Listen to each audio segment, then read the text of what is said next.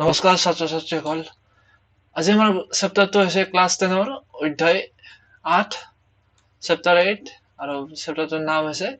জীৱই কেনেকৈ বংশ বিস্তাৰ কৰে। ইংৰাজীত হাউ ডু অৰ্গেনিজমছ ৰিপ্ৰডিউচ, জীৱই কেনেকৈ বংশ বিস্তাৰ কৰে। জীৱৰ মূল এটা গুৰুত্বপূৰ্ণ বৈশিষ্ট্য হৈছে ই বংশ বৃদ্ধি কৰিব পৰা ক্ষমতা থাকে। এই ক্ষমতাটো জড়ৰ ক্ষেত্ৰত নাথাকে। জীৱ আৰু জড় মূল পাৰ্থক্য এটা হৈছে জীৱই বংশ বৃদ্ধি কৰিব পাৰে। নেক্সট কুৱেশ্যনটো হৈছে জীৱই বংশ বৃদ্ধি কিয় কৰে, কৰা কাৰণটো কি। বংশ বৃদ্ধি কৰাৰ ক্ষমতা আছে বাৰু, ঠিকে আছে, কিন্তু কৰে কিয়? মূল কাৰণ ৰিজনটো হৈছে, ইয়াৰ কাৰণটো হৈছে যদি জীৱ এটাই বংশ বৃদ্ধি নকৰে তেতিয়া কি হ'ব, এটা জীৱৰ পৰা আন এটা জীৱ যদি সৃষ্টি নহয়, অতি সন্ততি যদি সৃষ্টি নহয়, তাৰ পৰা যদি আৰু বংশ বিস্তাৰ কৰি অতি সন্ততি সৃষ্টি নহয়, তেতিয়া কি হ'ব, এই জীৱটো ধৰি লোৱা এটা চৰাই প্ৰজাতি, এই চৰাই প্ৰজাতিটো কি হৈ যাব, এক্সটিংক্ট হৈ যাব, এক্সটিংক্ট বা বিলুপ্ত হৈ যাব। ঠিক আছে, সেইকাৰণে কি কৰে, জীৱ এটা প্ৰজাতিয়ে নিজৰ বংশ বিস্তাৰ এইটো কাৰণতে কৰে যাতে এই জীৱটো ভৱিষ্যত প্ৰজন্মক লৈ বাচি থাকে। ঠিক আছে, সেইটো মূল কাৰণ। নেক্সট আমাৰ টপিকটো হৈছে জীৱসমূহে নিজৰ হুবহু সৃষ্টি কৰিব পাৰেনে? Do organisms create exact copies of themselves? জীৱ এটা বুলি ক'লে এটা জীৱ আৰু এটা জীৱ, এই জীৱ এটা যেতিয়া আমাৰ বংশ বৃদ্ধি হৈ আন এটা জীৱ সৃষ্টি হয়, তাৰ পৰা আন এটা জীৱ সৃষ্টি হ'ব, তেতিয়া কি হ'ব, এইবিলাক কি হ'ব, দেখাত একে হ'বনে, হুবহু হ'বনে, সেইটো কুৱেশ্যন সোধা হৈছে। এই জীৱৰ ভিতৰত কি থাকে, আমাৰ জীৱৰ DNA থাকে, প্ৰত্যেক জীৱৰে থাকে, প্ৰত্যেক জীৱৰ প্ৰত্যেক কোষৰ কোষ কেন্দ্ৰত কি থাকে, আমাৰ DNA থাকে। আৰু কি হয়, কোষ কেন্দ্ৰৰ ভিতৰত এই ক্ৰমজমৰ DNA অনুৱে কি কৰে, এই পিতৃৰ পৰা মাতৃৰ পৰা, এই পিতৃ মাতৃৰ পৰা কি হ'ব, এই পিতৃ হয়, পেৰেণ্টছ হয়, ফাদাৰ হয়, এইটো মাদাৰ হয়, এইটো যে কি চন হয় বা ডটাৰ। এই কি হ'ব, আমাৰ পিতৃ মাতৃৰ পৰা যি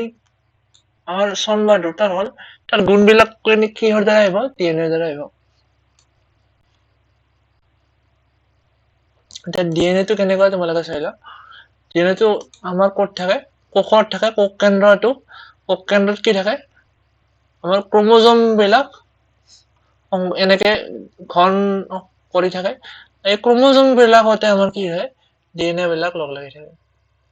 ক্ৰমজমৰ ভিতৰত কি হয়, আমাৰ DNA বিলাক এনেকৈ ক্ষুদ্ৰ ক্ষুদ্ৰ সূতাৰ নিচিনা এনেকে থাকে, এইবিলাক DNA। ঠিক আছে, আৰু DNA এই এটা অংশ আমাক কি কৰে, জিন বুলি কয়। আমাৰ দেহৰ, আমাৰ মানুহৰ ক্ষেত্ৰত কি হ'ব, 46 ক্ৰমজম থাকিব, এনেকুৱা 23 পেয়াৰ্স থাকিব। তাৰ ভিতৰত বিভিন্ন ধৰণৰ আমাৰ DNA কি বিভিন্ন ধৰণৰ জিন থাকিব, আৰু এই জিনবোৰে কি হ'ব, বিভিন্ন ধৰণৰ আমাৰ চৰিত্ৰ মা দেউতাৰ পৰা সতি সন্ততিলৈ লৈ আনিব। মূল কথাটো হ'ল আমাৰ কি হয়, কোষ কেন্দ্ৰৰ ভিতৰৰ ক্ৰমজমবোৰৰ তোমালোকে দেখা পালা, কোষ কেন্দ্ৰৰ ভিতৰৰ ক্ৰমজমবোৰৰ ভিতৰত কি থাকে, আমাৰ DNA থাকে। আৰু DNA কি হয়, অনবৰত প্ৰটিন গঠনৰ উৎস। মানে এটা DNA, এই আমাৰ DNA টো কি কৰিব, এটা অংশ কি প্ৰটিন সৃষ্টি কৰিব লাগে, তাত চিগনেলটো দিব, তাৰ কোড খিনি দিব, কোড। ঠিক আছে, কি প্ৰটিন সৃষ্টি কৰিব লাগে, তাৰ কোড খিনি আমাৰ ইয়াত থাকে, DNA-ত। ঠিক আছে, নেক্সট কথাটো হৈছে আমাৰ বংশ বৃদ্ধিৰ মূল কাৰ্য হৈছে DNA-ৰ প্ৰতিলিপি গঠন। DNA মানে প্ৰতিলিপি গঠন মানে কি, এই এটা DNA আছে, ইয়াৰ পৰা আন এটা DNA সৃষ্টি হ'ব। DNA কপিং, ইংলিছত DNA কপি, প্ৰতিলিপি মানে একে, হা। বংশবৃদ্ধি হ'ব লাগিলে তাৰ মূল কাৰ্য হৈছে DNA-টো কি হ'ব লাগিব, কপি হ'ব লাগিব, DNA কপি বা DNA-ৰ প্ৰতিলিপি গঠন। এই DNA অণুৰ পৰা অপত্য কোষত দুটা DNA-ৰ প্ৰতিলিপি সৃষ্টি হয়। ঠিক আছে, অপত্য কোষত মানে এটা কোষৰ পৰা যি দুটা কোষ হ'ল, তাত কি হ'ব, প্ৰতিলিপি হ'ব DNA-ৰ দুটা দুটা ডিএনএ হ'ব এই দুটা ডিএনএ অণু এটা আনটোৰ পৰা পৃথকে থাকে এটা কথাটো হ'ল দুটা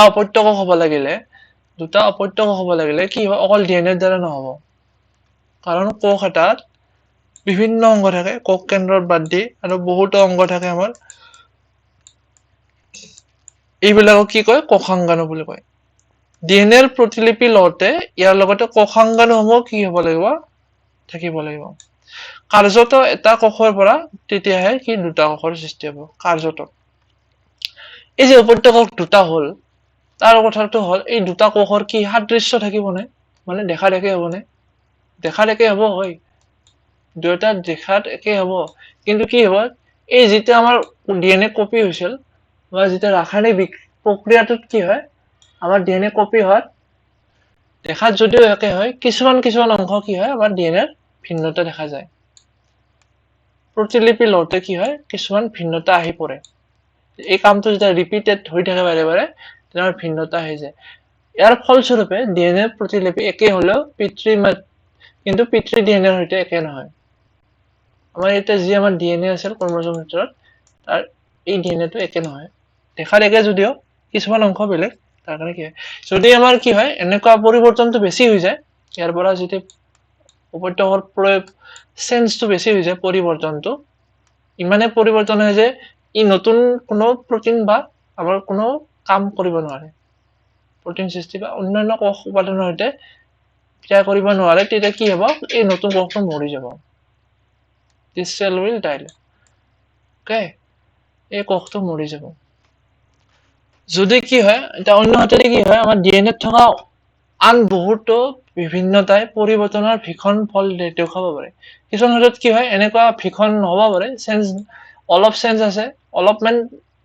পৰিৱৰ্তন আছে কিন্তু ইমান আৰু ডেঞ্জাৰাছ মানে চেঞ্জ নহয় যাতে এইটো মৰি যাব কোষটো তেতিয়া কি হয় এনেদৰে দেখা দিয়া জীৱিত কোষবিলাক একে হয় যদিও অতি সূক্ষ্ম পাৰ্থক্য থাকে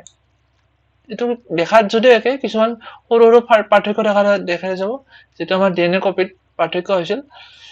প্ৰজননত এনে ধৰণৰ ভিন্নতাৰ প্ৰৱণতা ক্ৰমবিকাশৰ গতিস্বৰূপ আমি এই বিষয়ে পাছত অধ্যায়ত আলোচনা কৰিম যে কি হয় এই প্ৰজনৰ যি সামান্য ভিন্নতা আহি পৰে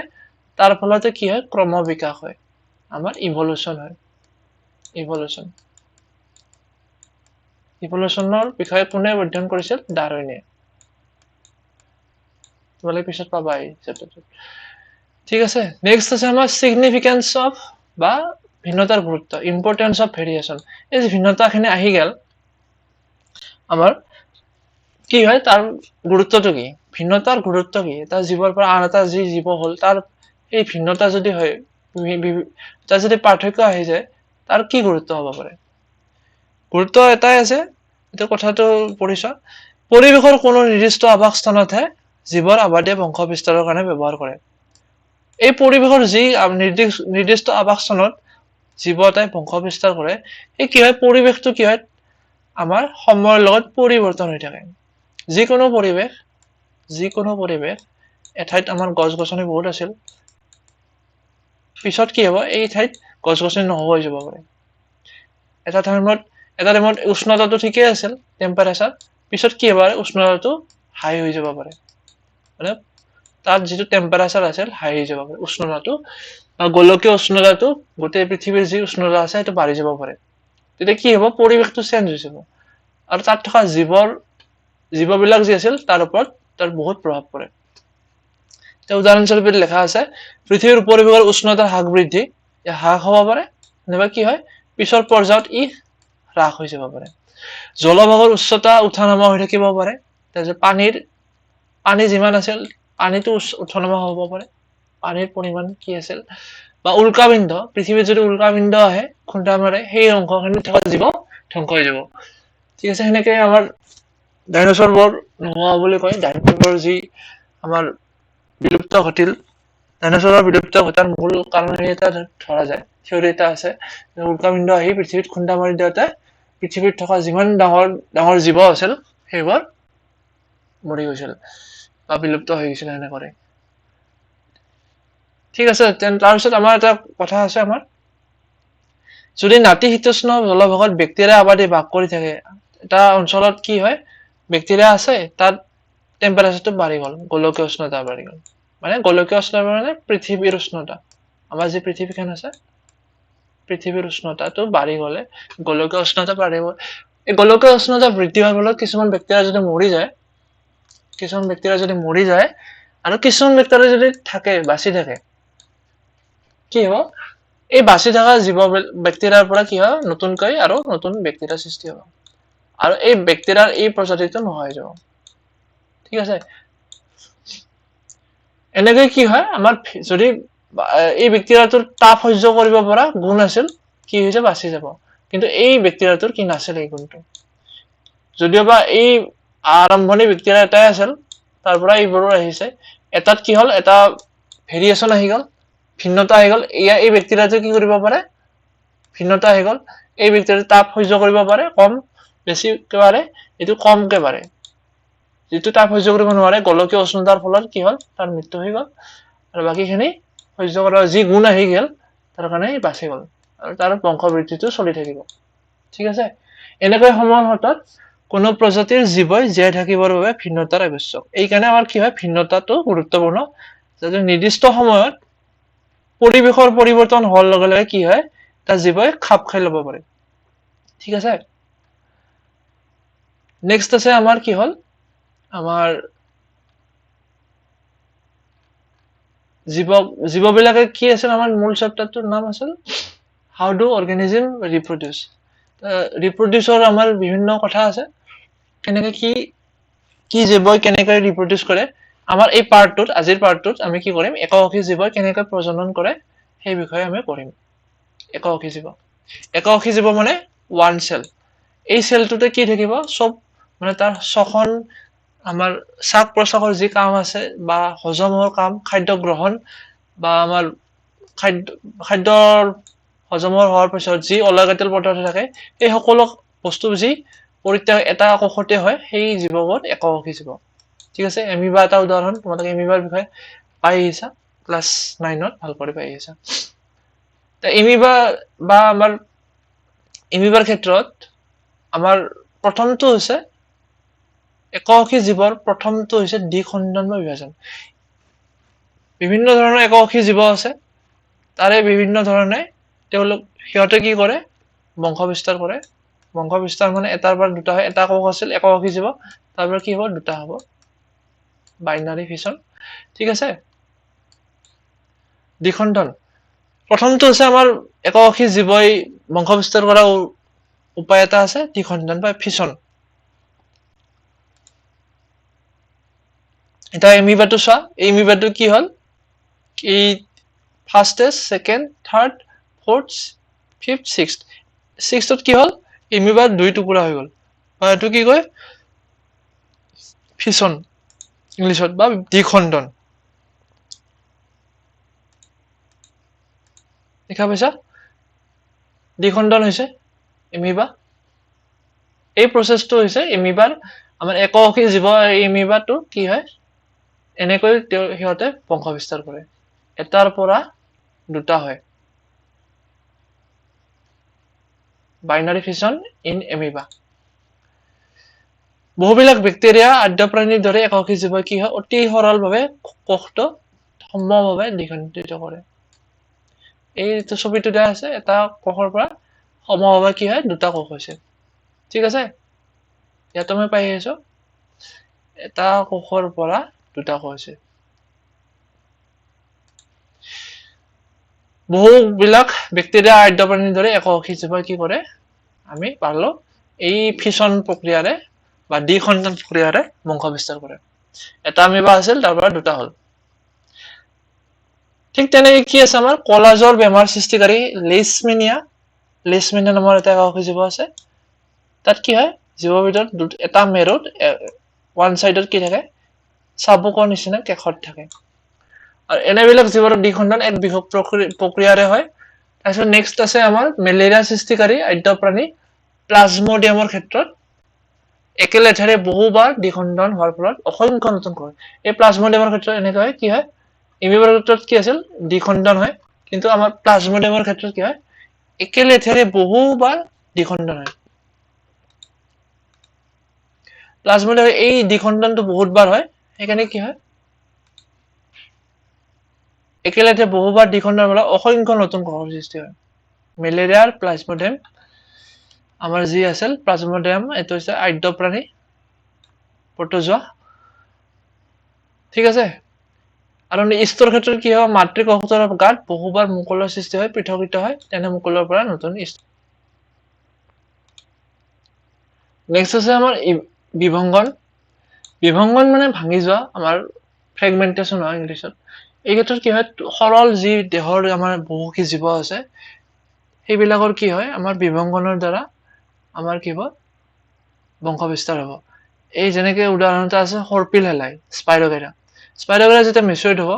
তাৰপিছত কি হয় তাৰ সৰু সৰু খণ্ডত দুই টুকুৰা হৈ যাব টুকুৰা টুকুৰা হৈ যাব এই সৰু সৰু খণ্ডিত অংশৰ পৰা কি হয় নতুন প্ৰজন্মৰ সৃষ্টি হয় সকলোবিলাক এটা ইন্টাৰেষ্টিং কথা আছে বহুকি জীৱৰ ক্ষেত্ৰত এনেদৰে বংশ বিস্তাৰ নহয় ঠিক আছে আমাৰ বহুকি জীৱৰ ক্ষেত্ৰত কি হয় বিভিন্ন ধৰণৰ অংগ থাকে এই এটা অংগ এই অংগবিলাক বিভিন্ন ধৰণৰ কোষৰ দ্বাৰা গঠিত হৈছে এই কোষবোৰ লগলে এটা অংগ সৃষ্টি হৈছে এই কোষবোৰ লগলে এটা অংগ সৃষ্টি হৈছে সেইকাৰণে কি হয় এই এটা কোষৰ পৰা আন এটা কোষ হোৱা মানে কি হয় আমাৰ বহুকি জীৱৰ ক্ষেত্ৰত ইমান সহজ নহয় এই প্ৰচেছটো জটিল হয় বহুকি জীৱই কি কৰে জটিল প্ৰক্ৰিয়াৰে প্ৰজনন বা বংশ বিস্তাৰ কাৰ্য সম্পন্ন কৰে তাৰমানে আমাৰ শ্বাস প্ৰশ্বাসৰ অংগ থাকিব বেলেগ প্ৰজননৰ অংগৰ বেলেগ থাকিব বা খাদ্য হজম হোৱা অংগ বেলেগ থাকিব বা দেহটো লৰচৰ কৰা অংগ বেলেগ থাকিব ঠিক তেনেকৈ সকলোবিলাক অংগৰ মানে ভাগ কৰি দিয়া আছে কিন্তু আমাৰ সৰল দেহৰ জৈৱিক কোষবিলাকৰ কি হয় বহুকি জীৱ হলেও সেই ক্ষেত্ৰত কি হয় কোষটো টুকুৰা এটা টুকুৰাৰ পৰা কি হয় নতুন প্ৰজন্মৰ সৃষ্টি হ'ব পাৰে এই ক্ষেত্ৰত কি হয় সৰল দেহৰ ক্ষেত্ৰত হ'ব দেই কিন্তু আমাৰ জটিল দেহৰ বহুকি জীৱৰ ক্ষেত্ৰত কি হ'ব প্ৰচেছটো জটিল হৈ যাব সেই কথাও আছে আমাৰ কোষবিলাকে বেলেগ বেলেগ বিশেষত্বপূৰ্ণ কাৰ্য সম্পন্ন কৰে সিহঁতৰ প্ৰজনন প্ৰক্ৰিয়া বিশেষ ধৰণৰ কোষৰ দ্বাৰা সম্পন্ন হয় ঠিক আছে প্ৰজনন কোষৰ দ্বাৰাহে আমাৰ কি হয় বহুকি জীৱৰ প্ৰজনন প্ৰক্ৰিয়া আৰম্ভ হ'ব নেক্সট আছে আমাৰ প্ৰজনন বা বংশ বিস্তাৰৰ উপায় আছে ৰিজেনেৰেশ্যন মানে পুনৰ জীৱন ভিন্ন অংগ বিশিষ্ট বহু জীৱই সিহঁতৰ দেহৰ কোনো অংগৰ পৰাই নতুন প্ৰজন্ম এটাৰ উৎপত্তি কৰে হাইড্ৰা প্লেনেৰিয়া আদি জীৱৰ কি হয় যেতিয়া আমি কাটি টুকুৰা কৰি দিওঁ তাৰ পৰা কি হয় সেই টুকুৰাৰ পৰা নতুনকৈ জীৱ সৃষ্টি হয় আৰু তাকে কি হয় এই টুকুৰাৰ পৰা যেতিয়া আমি কাটি দিম তাৰ পৰা যি নতুন নতুন জীৱ সৃষ্টি হ'ব সেই টুকুৰাৰ পৰা এইটো হল এইবিলাকক কি কয় আমাৰ প্ৰচেছটোকে পুনৰ জীৱন বা ৰিজেনেৰেশ্যন এটা প্লেনেৰিয়া ছবি দিয়া আছে এই প্লেনেৰিয়াৰ পৰা আমি কাটি তিনি টুকুৰা কৰি দিলো এই তিনি টুকুৰাৰ পৰা কি হল এই হেড মিডল এণ্ড টেইল পাৰ্টৰ পৰা কি হল তিনিটা আৰু নতুন জীৱ সৃষ্টি হল প্লেনেৰিয়া সম্পূৰ্ণ জীৱ এই সম্পূৰ্ণ জীৱ আছিল এটা আমি তিনি টুকুৰা কাটি দিলো এই তাৰে আধা তিনি অংশৰ পৰা কি হয় নতুন এটা সম্পূৰ্ণ এই একে এটা জীৱ সৃষ্টি হল এই প্ৰচেছটো কি কয় আমাৰ পুনৰ্জীৱন বা ৰিজেনেৰেশ্যন পুনৰ্জীৱনৰ প্ৰজননৰ সৈতে কি হয় একে নহয় কাৰণ কি অধিকাংশ জীৱই বংশ বিস্তাৰ বা প্ৰজননৰ কাৰণে টুকুৰা টুকুৰি ভাঙি যোৱাৰ ওপৰত সাধাৰণতে নিৰ্ভৰ নকৰে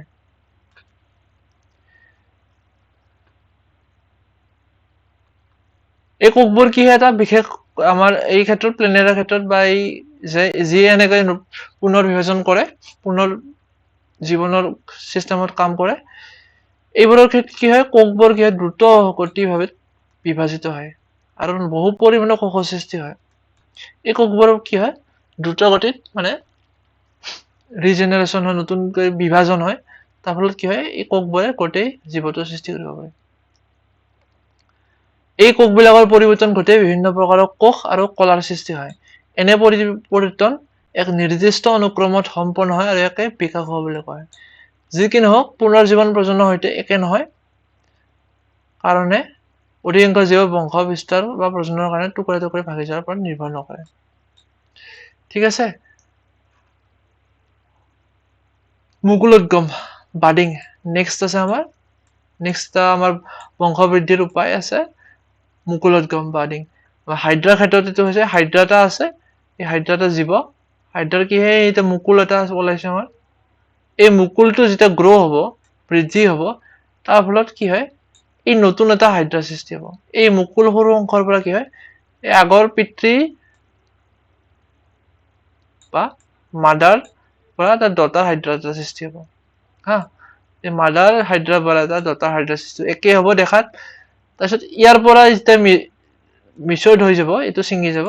তাৰপিছত ইয়াৰ নতুন কৰি কি হয় ইয়াৰ মুকুলৰ পৰা নতুন এটা ডটাৰ হাইড্ৰা সৃষ্টি হ'ব ঠিক আছে এই মুকুলবিলাক সৰু সৰু আকাৰৰ হাইড্ৰা সৃষ্টি হয় আৰু যেতিয়া সিহঁত পুৰত হয় সেই বিলাক মাতৃ হাইড্ৰাৰ পৰা এৰাই আহি নতুন হাইড্ৰা সৃষ্টি কৰে ঠিক আছে নেক্সট আছে আমাৰ আংগিক বিস্তাৰণ বা ভেজিটেটিভ প্ৰপাগেশ্যন এনে বহুবিলাক উদ্ভিদ আছে যিবিলাকৰ মূল বা শিপা কাণ্ড আৰু পাতৰ পৰাই উপযুক্ত পৰিৱেশৰ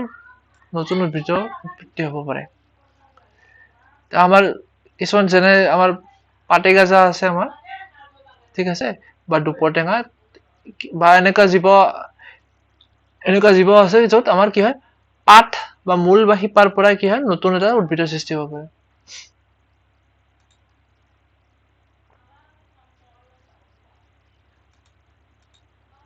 এই দেখিছা তোমালোকে এই পাতৰ পৰা কেনেকৈ হয় নতুন এটা উদ্ভিদ সৃষ্টি হৈছে ব্ৰায়োফাইলামৰ এটা প্ৰজাতি দুপৰটেঙাৰ এটা প্ৰজাতি এই তাৰ পৰা কি হয় নতুনকৈ এটা আমাৰ জীৱ সৃষ্টি হৈছে এই প্ৰচেছটো কি ক'ব আমাৰ আংগিক বিস্তাৰণ ঠিক তেনেকৈ আমাৰ বিভিন্ন ধৰণৰ উদ্ভিদ আছে তোমালোকে জানা কুঁহিয়াৰৰ কাণ্ডৰ পৰা নতুন উদ্ভিদৰ সৃষ্টি হয় গোলাপ আছে গোলাপ তোমালোকে ৰুই পাইছা গোলাপৰ কাণ্ড কাটি আনি টাবত বা মাটিত ৰুলে তাৰপিছত কি হয় নতুন এটা গোলাপৰ সৃষ্টি হয় ঠিক তেনেকৈ আঙুৰ হয় এই আমি কি কওঁ জোৰা কলম বা তৰপীয়া পদ্ধতি ব্যৱহাৰ কৰি আমি এইবোৰ ৰুই দিওঁ আৰু তাৰ পৰা নতুন উদ্ভিদৰ সৃষ্টি হয় ইয়াত এটা গুৰুত্বপূৰ্ণ কথা হৈছে কি এই আংগিক বিস্তাৰণৰ যি আমি উদ্ভিদবিলাক সৃষ্টি কৰি সেইবিলাক কি হয় দেখাত প্ৰত্যেক পৰিসৰৰ লগত একে হয় ইয়াৰ চৰিত্ৰবোৰ একে হয় ঠিক আছে একদম একে হয় দেখাত এই এটা সুবিধা আছে তাৰ এইটো তোমালোকে দেখা পালা দুপৰটেঙাৰ পৰা কেনেকৈ নতুন উদ্ভিদ সৃষ্টি হৈছে এই দুপৰটেঙাৰ পৰা ব্ৰায়োফাইলাম পাতৰ দাঁতিৰ খাজৰ পৰা উৎপত্তি মুকুলবিলাক মাটিত পৰিলে এইবিলাক যদি মাটিত পৰি যায় তাত শিপা গঠিব আৰু নতুন কৰি ব্ৰায়োফাইলাম দুপৰটেঙা বা পাতেগাজা আমাৰ কমন নেম আৰু লোকেলি পাতেগাজা বুলি কওঁ পাতেগাজাৰ পৰা কি হয় নতুন এটা উদ্ভিদ সৃষ্টি হ'ব নতুন পাতেগাজাৰ উদ্ভিদ ঠিক আছে নেক্সট আছে আমাৰ এটা ইম্পৰ্টেণ্ট কথা কলাকৰ্ষণটো কি হৈছে আচলতে কলাকৰ্ষণ পদ্ধতি কি হয় নতুন উদ্ভিদ সৃষ্টি কৰিব পৰা নাই উদ্ভিদৰ বাঢ়ি অহা অগ্ৰস্থ কলা আছে মানে অগ্ৰস্থ কলাবোৰ কি হয় তাত বৃদ্ধি হয় উদ্ভিদৰ যিকোনো এটা অগ্ৰস্থ কলা আমি কাটি আমি লৈ আনি আমি কৃত্ৰিম মাধ্যমত আমি যদি ৰাখি দিওঁ বা তাত বৃদ্ধি হোৱাৰ কাৰণে আমি কি হয় আমি যদি তাত খাদ্য বস্তু দি দিওঁ তাত বৃদ্ধিৰ কাৰণে বা যি কোষবিলাকৰ খৰতকীয়া কোষ বিজন ঘটি বহুবোৰ কি হয় কেলাছ উৎপন্ন কৰে আৰু এই কেলাছখিনি অন্য এটা মাধ্যম য'ত উদ্ভিদৰ বৃদ্ধিৰ বিকাশ হয় সঞ্জীৱ হৰমন এই কেলাছ যেতিয়া সৃষ্টি হ'ব তাৰপিছত আমি কি হৰমন থকা ঠাইত আমি ট্ৰান্সফাৰ কৰি দিম পঠিয়াই দিম তাত কি হ'ব পূৰ্ণাংগ উদ্ভিদৰ সৃষ্টি হৈ যাব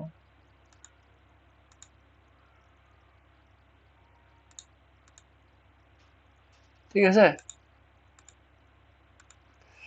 পূৰ্ণাংগ উদ্ভিদৰ সৃষ্টি হ'ব আৰু তাৰপিছত এই প্ৰচেছটো কিয় কৰা যায় আচলতে যাতে এই কলাকৰ্ষণ পদ্ধতি প্ৰয়োগ কৰে বেমাৰহীন উদ্ভিদৰ সৃষ্টি কৰে আমাৰ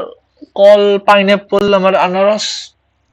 আদি ক্ষেত্ৰতো আমি এইবিলাক ব্যৱহাৰ কৰোঁ ঠিক আছে এইবিলাক উদ্ভিদ সৃষ্টি কৰাৰ কাৰণে যাতে বেমাৰ নলগাকৈ আমাৰ উদ্ভিদটো লাগে আমি টিস্যু কালচাৰ ব্যৱহাৰ কৰি এইবিলাক উদ্ভিদ আমি সৃষ্টি কৰিব পাৰোঁ এই বিশেষকৈ কি হয় সৌন্দৰ্যবৰ্ধক উদ্ভিদৰ ক্ষেত্ৰত আমি যি বিউটি ঠিক আছে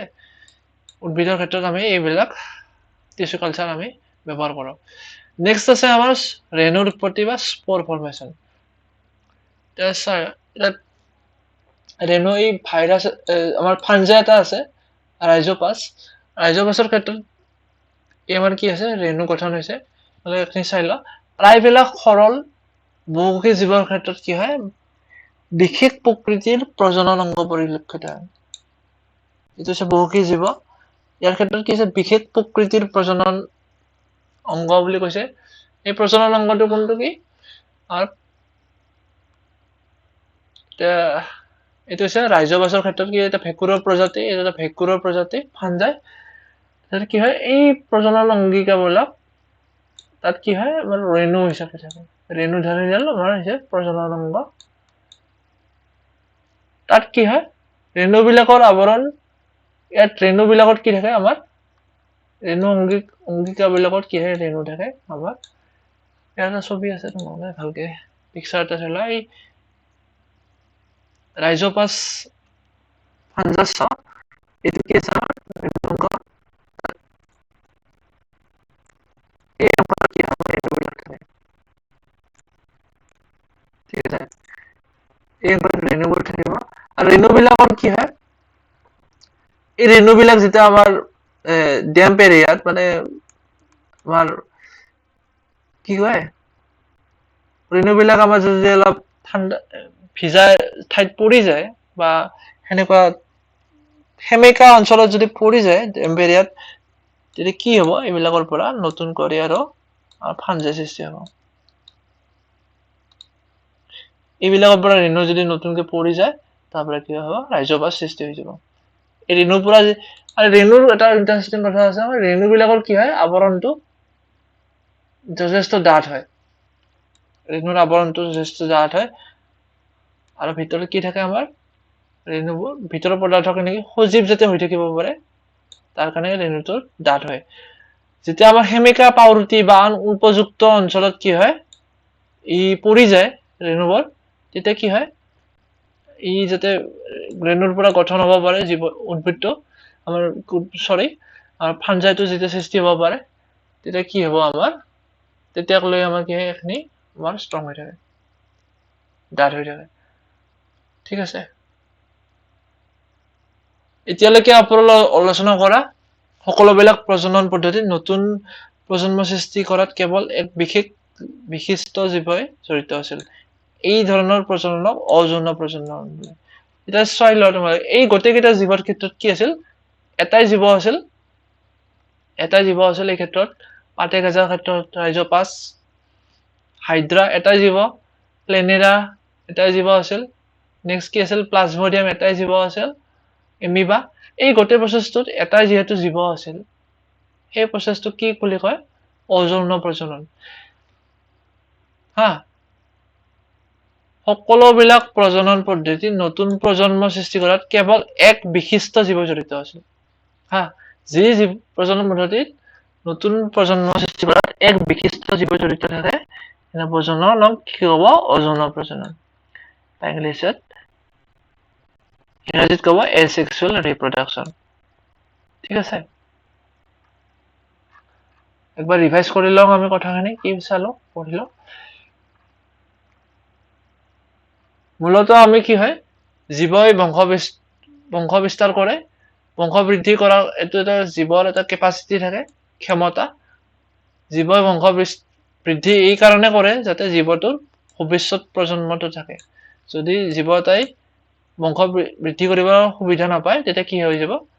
যদি চৰাই এটা প্ৰজাতি ই বংশ বৃদ্ধি কৰিবলৈ সুবিধা নাপায় তেতিয়া কি হ'ব এই চৰাইটোৰ পৰা যদি এটো আহিব নাপায় তাৰপিছত তেতিয়া কি হ'ব এই চৰাই প্ৰজাতিটো এক্সটিংক্ট হৈ যাব বা অসমীয়াত বিলুপ্ত হৈ যাব নেক্সট আছে আমাৰ জীৱৰ বংশ বৃদ্ধিৰ মূল কাৰ্যৰ কি হৈছে আমাৰ ডিএনএৰ প্ৰতিলিপন মানে ডিএনএ কপি এটা ডিএনএৰ পৰা আন এটা ডিএনএ হ'ব আৰু ডিএনএতে কি থাকে আমাৰ জিন বিলাক থাকে আৰু জিন বিলাকে কি হ'ব আমাৰ কোড থাকে এই কোড বিলাকে কি হ'ব কি প্ৰটিন সৃষ্টি হ'ব এইটো কৈ দিব ঠিক আছে নেক্সট আমাৰ কি হয় ডিএনএৰ প্ৰতিলিপি গঠন হওঁতে কি হয় আমাৰ কি হয় কোষাংগনবিলাক থাকিব লাগিব নেক্সট এটা আছে যদিও ডিএনএ দুটা অপত্যকক সৃষ্টি হয় তাত কি হয় ডিএনএৰ যি প্ৰতিলিপি হৈছে তাত কি আমাৰ ভিন্নতা হ'ব পাৰে পৃথক হ'ব পাৰে ঠিক আছে এই পৃথকতাৰ পৰা কি হয় আমাৰ নেক্সট আমাৰ ইভলিউচন হ'ব পাৰে আৰু এই ভিন্নতাৰ গুৰুত্বটো কি ভিন্নতাৰ গুৰুত্ব এইটোৱে যে পৰিৱেশ সলনি হৈ থাকে ঠাইৰ পৰিৱেশ সলনি থাকে আৰু যি পৰিৱেশত জীৱ এটা বংশ বিস্তাৰ কৰে তাৰ লগত মিলি থাকিবৰ কাৰণে জীৱ যি গুণ তুই পৰিৱেশটোৰ লগত মিলিব পাৰে সেই গুণটো যাতে থাকে তাৰ কাৰণে কি হয় আমাৰ ভিন্নতা গুৰুত্বপূৰ্ণ ভিন্নতাই আমাক পৰিৱেশ খাপ খোৱাত সহায় কৰে এনেকৈ সময়ৰ হাতত কোনো প্ৰজাতিয়ে জীয়াই থাকিবৰ বাবে ভিন্নতাৰ আৱশ্যক সেইকাৰণে আমাৰ ভিন্নতাৰ আৱশ্যক একাকী জীৱৰ ক্ষেত্ৰত আমি কেইটামান প্ৰচেছ পাইছো যেনে দ্বিখণ্ডন বা ফিছন এমিবাৰ ক্ষেত্ৰত আমি পাইছো এটা এমিবাৰ পৰা দুটা হৈ কি হয় দ্বিখণ্ডন হয় এটা এমিবাৰ পৰা দুটা এমিবা হৈছে ঠিক আছে নেক্সট আমাৰ একাকী জীৱ আছিল কলাজৰ সৃষ্টিকাৰী লেছমিনিয়া ঠিক আছে প্লাজমোডিয়ামৰ ক্ষেত্ৰত কি হয় একক দ্বিখণ্ডন বহুতবাৰ হয় তাৰপিছত বহু অসংখ্য প্লাজমোডিয়ামৰ সৃষ্টি হয় নেক্সট আছে আমাৰ বিভংগন চাইলা স্পাইৰাগাৰত হয় এইটো কি হয় টুকুৰা টুকুৰা হোৱাৰ পাছত কি হয় নতুন নতুন টুকুৰাবিলাকৰ পৰা নতুন নতুন প্ৰজন্ম বা স্পাইৰাগাৰৰ সৃষ্টি হয় বা সৰ্পিল হেলাই বহুমুখী জীৱবিলাকৰ কি হয় প্ৰজনন প্ৰক্ৰিয়াৰ কাৰণে বিভিন্ন ধৰণৰ কোষ থাকে বিভিন্ন ধৰণৰ অংশ থাকে আৰু এই প্ৰচেছটো কি হয় জটিল হয় কমপ্লেক্স হয় নেক্সট আছে আমাৰ পুনৰ জীৱন ৰিজেনাৰেশ্যন প্লেনেটাৰ ক্ষেত্ৰত যদি আমি এটা প্লেনেট কাটি দিওঁ তাৰ পৰা কি হ'ব নতুন নতুন এই টুকুৰাৰ পৰা কি হ'ব নতুন নতুন জীৱ সৃষ্টি হৈ পাই আহিছো আৰু কোষবিলাক কি থাকে দ্ৰুত গতিত বৃদ্ধি হয় এই কোষবিলাক যেহেতু দ্ৰুত গতিত বৃদ্ধি হয় সেইকাৰণে নতুন জীৱ সৃষ্টি সোনকালে সৃষ্টি হ'ব পাৰে ঠিক আছে নেক্সট আছে আমাৰ মুকুলোদ্গম বাডিং হাইড্ৰাৰ দৰে জীৱই প্ৰজননৰ ক্ষেত্ৰত কি হয় মুকুলোদ্গম ব্যৱহাৰ কৰে বা এই প্ৰচেছটো তেওঁলোকে সেই কৰে সিহঁতৰ ক্ষেত্ৰত হয় হাইড্ৰাৰ মুকুলোদ্গম এটা মাতৃ হাইড্ৰা আছে তাৰপিছত মুকুলৰ পৰা এটা ডটাৰ তাৰ মাদাৰ হাইড্ৰাৰ পৰা ডটাৰ হাইড্ৰা এটা সৃষ্টি হ'ব এই ডটাৰ হাইড্ৰাৰ পৰা নতুনকৈ হাইড্ৰা সৃষ্টি হ'ব এতিয়া উন্নত বা পুৰঠ হয় এই জীৱটো ঠিক আছে নেক্সট আছে আমাৰ ভেজিটেটিভ প্ৰপাগেশ্যন আংগিক বিস্তাৰৰ আমি পাই আহিছো শিপা কাণ্ড এইবিলাক কুঁহিয়াৰ গোলাপ আঙুৰ আদিৰ ক্ষেত্ৰত কি হয় আমাৰ দুপৰ টেঙা আদিৰ ক্ষেত্ৰত কি হয় আংগিক বিস্তাৰৰ দ্বাৰা আমি সিহঁতে কি হয় বংশ বিস্তাৰ কৰে ঠিক আছে এই যেতিয়া মাটি চুব তাৰ পৰা নতুনকৈ দুপৰ টেঙাৰ গছ হৈ যাব নেক্সট আমি টিস্যু কালচাৰ পাই গলো এইবিলাক কি বেমাৰহীন উদ্ভিদৰ সৃষ্টিৰ কাৰণে আমি টিস্যু কালচাৰ আমি ব্যৱহাৰ কৰোঁ নেক্সট আছে ৰেণুৰ উৎপত্তি আমি ৰাইজোপাছ ফাঞ্জাৰ ক্ষেত্ৰত ভেঁকুৰৰ ক্ষেত্ৰত আমি পাইছো এই ৰেণুবোৰ যেতিয়া মাটিত বা সেমেকা বা ডেম্প এৰিয়াত যেতিয়া পৰি যাব তাত নতুন কৰি আমাৰ ৰাইজোপাছ সৃষ্টি হ'ব আৰু ৰাইজোপাছৰ ৰেণুৰ যি আৱৰণটো কি হয় ডাঠ হয় যাতে ভিতৰৰ যেতিয়া উপযুক্ত ঠাই নাপোৱালৈকে কি হয় ভিতৰৰ পদাৰ্থখিনি সুৰক্ষিত হৈ থাকে ঠিক আছে আৰু এই গোটেইখিনি প্ৰজনন প্ৰক্ৰিয়াত কি হয় এক বিশিষ্ট জীৱহে আছিল এটা জীৱ আছিল এই ক্ষেত্ৰত নতুন প্ৰজন্ম সৃষ্টি হোৱাত যদি এক বিশিষ্ট জীৱ থাকে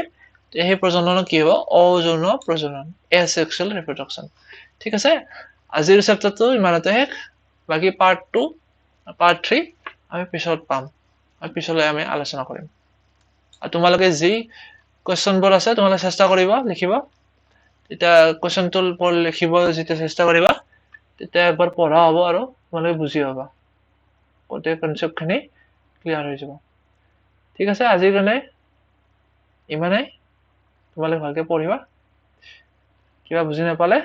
মোক সুধিব পাৰা ধন্যবাদ